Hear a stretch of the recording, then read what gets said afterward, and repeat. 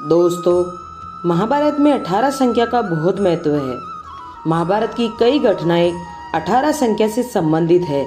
आइए हम जानते हैं इसे कई उदाहरणों के साथ। महाभारत का युद्ध कुल 18 दिनों तक हुआ था। कौरवों 11 अक्षौहिणी और पांडवों 7 अक्षौहिणी की भी सेना की कुल 18 अक्षौहिणी थी। अक्षौहिणी सेना के प्रत्येक भाग की संख्या के अंकों का कुल जमा 18 आता है। महाभारत के कुल 18 पर्व हैं।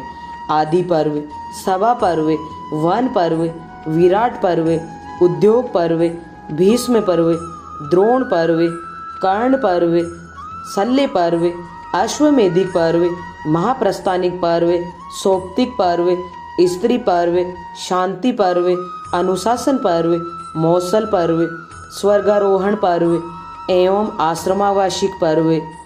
गीता महाभारत का एक भाग है जिसमें कुल 18 अध्याय है।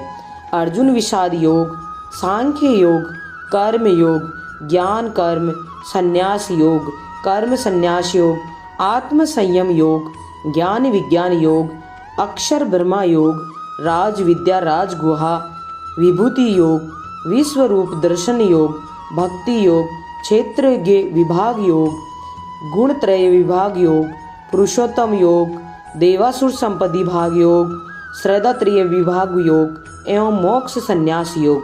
गीता में ही श्री कृष्ण ने एक आदर्श पुरुष के 18 लक्षण बताए हैं।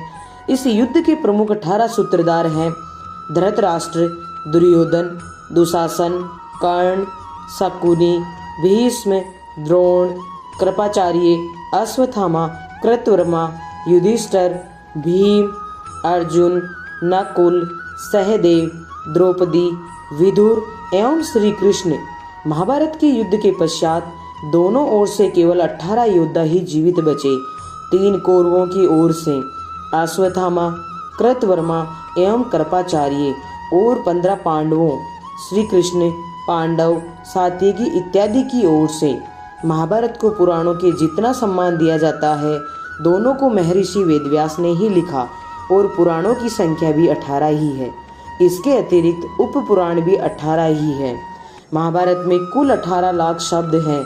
महाभारत का वास्तविक नाम जय विजय है और संस्कृत में जय की सांख्यिकी 18 बताई गई है। श्री कृष्ण ने कंस का वध 18 वर्ष की आयु में किया। कहीं कहीं 16 वर्ष का भी वर्णन आता है। जरासंध ने मथुरा पर 18 बार आक्रमण किया और 18 वर्षों तक आक्रमण करता रहा, जिससे दुखी होकर श्री कृष्ण मथुरा छोड़ द्वारिका में बस गए। जिस प्रकार महाभारत में 18 अंक की महत्ता है, उसी प्रकार श्री कृष्ण के जीवन में 8 अंक का बहुत महत्व है। उनके जीवन की कई घटनाक्रम है जो 8 अंक से जुड़े हुए हैं। श्री कृष्ण भगवान विष्णु के 8वें अवतार थे। उनका जन्म रात्रि के 8वें पहर में हुआ। जब उनका जन्म हुआ तो उस लग्न पर 8 ग्रहों शनि को छोड़कर अन्य 9 ग्रह की शुभ दृष्टि थी। उनका जन्म रोहिणी नक्षत्र के कृष्ण पक्ष की अष्टमी तिथि को हुआ था। वे अपने माता पिता की 8वीं संतान थे। उनके अन्य भाइयों के नाम थे कीर्तिमान, सुसेन, भद्रसेन, ऋजु, सम्रदन, भद्र एवं सकृष्णम, बलराम। उनकी 8 मुख्य पत्नियां थी रुक्मणी, सत्यभामा, जाम्बती, कालिंदी, सत्या, मित्रविंदा, लक्ष्मणा एवं भद्रा। उनके 8 प्रमुख पुत्र थे प्रद्युम्न, भानु, सांब, वीर, श्रुत, प्रघोष, वक्र एवं संग्रामजित। उनके 8 प्रमुख नाम थे कृष्ण, गोपाल, गोविंद, वासुदेव, मोहन, गिरधारी, श्याम एवं हरि। उनके जीवन में 8 नगरों का विशेष महत्व था।